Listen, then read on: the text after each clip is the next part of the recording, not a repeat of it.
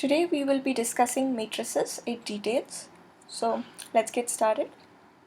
A rectangular arrangement of number is called as a matrix. So here we have a matrix A which has 3 rows and 3 columns. The 3 rows can be represented here. This one is the first row, this one is the second, and the last one is the third one. And the 3 columns are, this one is the first column, this one will be the second column, and the last one will be the third column. Now it is possible to represent any linear equations in the form of matrix. So we have two equations here, 2x plus 3y equals 6 and 4x plus 9y equals 15. So now it is possible to represent them in the form of matrix, and the representation is given as under. Let us see some special kinds of matrices. The first one is a zero matrix. It's nothing but a matrix which holds only zero value. So as you can see here, we have a 3 cross 3 matrix which has just 0 as the entries. So this is a zero matrix. The next matrix is a square matrix.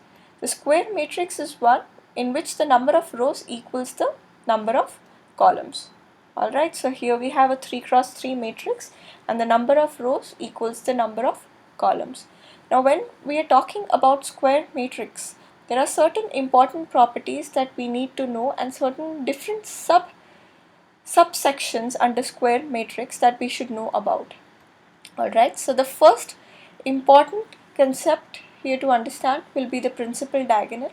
Principal diagonal in case of a matrix are the elements across A11, A22, A33, A44.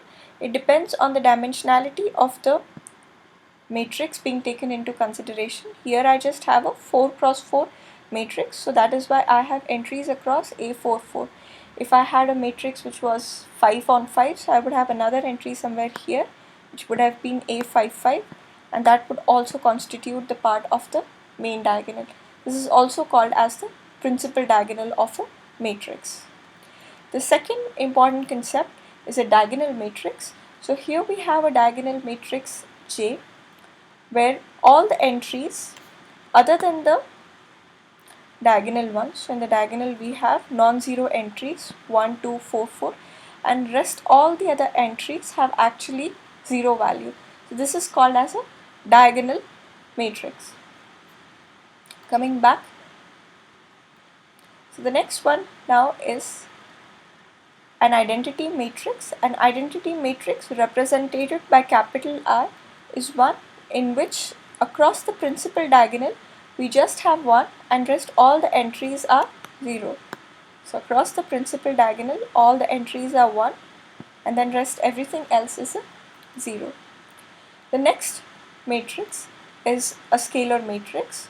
A scalar matrix is nothing but identity matrix that has been multiplied by some scalar value. So let's take A for example. If I have to simplify this, A can actually be written as 3 multiplied by an identity matrix which has 2 rows and 2 columns, correct?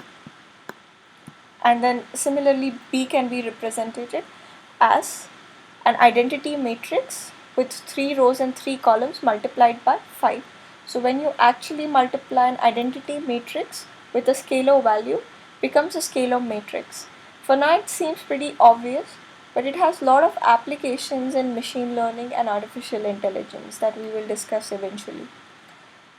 Getting to the next topic, it is upper triangular matrix and lower triangular matrix. So on a representation aspect, when we discuss upper triangular matrix, we have non-zero values on the upper hand side and 0 entries on the lower hand side. In case of lower triangular matrix, we have non-zero values on the lower end side and 0 entries on the top. How do I remember this?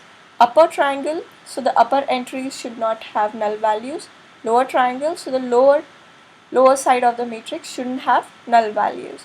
So here is the example of upper triangular matrix. As you can see, the upper side has non-zero values and the lower side has 0 values. And then comes the lower triangular matrix. So the lower side have non-zero values and the upper side has 0 values.